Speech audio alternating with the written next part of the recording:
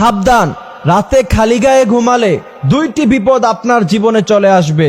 এখন প্রচন্ড গরমের কারণে অনেক যুবক পোলাপান কিন্তু রাতের বেলা খালি গায়ে ঘুমিয়ে যায়, অর্থাৎ তার শরীরে কিন্তু কোনো পোশাক থাকে না, এমনটি কিন্তু আমরা দেখতে পাই। আমরা যদি হাদিস নিয়ে একটু গবেষণা করি তাহলে আমরা দেখতে পাবো যে খালি গায়ে যদি কেউ ঘুমায় তার জীবনে দুইটি মহা বিপদ চলে আসতে পারে।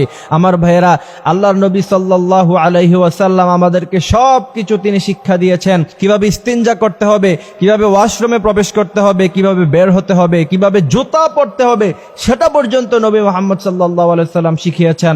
এবং সাহাবা রাদিয়াল্লাহু তাআলা আনহুরা বলছেন কিভাবে ঢিলা ক্লুব করতে হবে, মুহাম্মদ সাল্লাল্লাহু আলাইহি ওয়াসাল্লাম আমাদেরকে সেটাও শিখিয়েছেন। সুবহানাল্লাহ।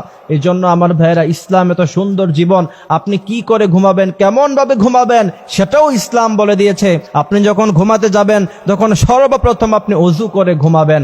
মুহাম্মদ সাল্লাল্লাহু আলাইহি ওয়াসাল্লাম বলেছেন, যে ব্যক্তি ওযু করে ঘুমায় আল্লাহ পাক তার জন্য একটি ফেরেশতা নিযুক্ত করে দেয়, আর সেই ফেরেশতা তাকে পাহারা দিতে থাকে যাতে করে তাকে কোনো সাপ বিচ্ছু অথবা কোনো জিন শয়তান যেন তাকে আক্রমণ করতে না পারে। এই জন্য আমার ভাইয়েরা, আমরা যদি খালি গায়ে রাতের বেলা ঘুমাই, এখন প্রচন্ড গরমের কারণে অনেকেই কিন্তু রাতের বেলা খালি গায়ে ঘুমায়, ঠিক কিনা? এখন আপনি যদি খালি গায়ে ঘুমান দুইটি মহা বিপদ আসবে।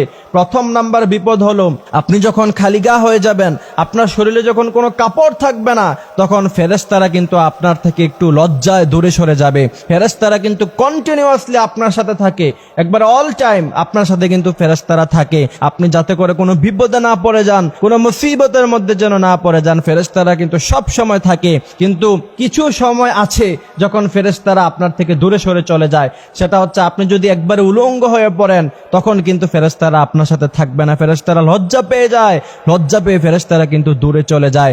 এই জন্য আপনি যখন খালি গায়ে ঘুমাবেন তখন ফেরেশতারা লজ্জায় কিন্তু আপনার থেকে দূরে সরে যাবে।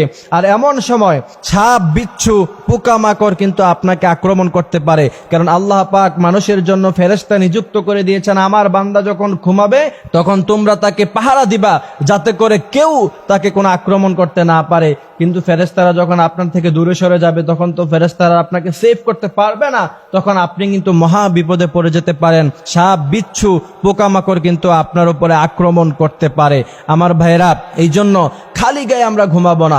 দ্বিতীয় নাম্বার যে বিপদ আসতে পারে সেটা হচ্ছে, আপনি যখন খালি গায়ে ঘুমাবেন তখন জিন শয়তান অথবা বোবা জিন আপনাকে কিন্তু আক্রমণ করতে পারে। অনেকের অবজেকশন আছে না যে রাতের বেলা ঘুমালেই বোবা জিন আমাদেরকে বোবা ধরে, এই কারণে কিন্তু অনেকে অনেক প্রবলেম ফেস করতে হয়। এই জন্য অবশ্যই খালি গায়ে ঘুমাবো না। খালি গায়ে ঘুমালে জিন শয়তান অথবা বোবা শয়তান ধরার কিন্তু সম্ভাবনা আছে। আমার ভাইরা, আমাদেরকে সঠিক ইসলামটা কিন্তু বুঝতে হবে। আমরা যদি আসলে আমলগুলি না করি আমরা কিন্তু অনেক ঝামেলার মধ্যে পড়ে যেতে পারি। আল্লাহ পাক আমাদেরকে এই কথাগুলি বুঝার তৌফিক দান করুক। আমিন।